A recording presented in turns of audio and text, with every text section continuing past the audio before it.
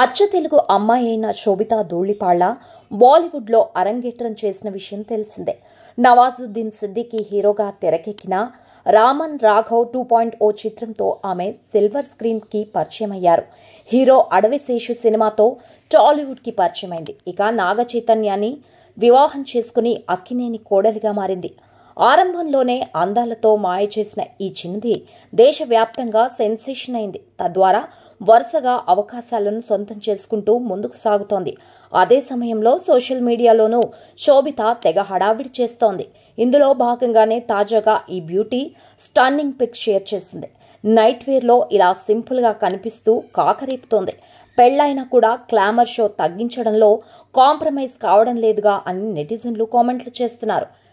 టీనేజ్లోనే modelling రంగంలోకి వెళ్లిన శోభితా ధూళిపాళ్ల తనదైన అందంతో మాయ చేసింది. ఈ క్రమంలోనే 2013లో జరిగిన మిస్ ఇండియా అందాల పోటీల్లో పాల్గొని త్రుటిలో కిరీటాన్ని మిస్ అయింది. అలాగే అదే ఏడాది జరిగిన మిస్ ఎర్త్ ఇండియా అందాల పోటీల్లోనూ కంటెస్టెంట్గా పాల్గొంది.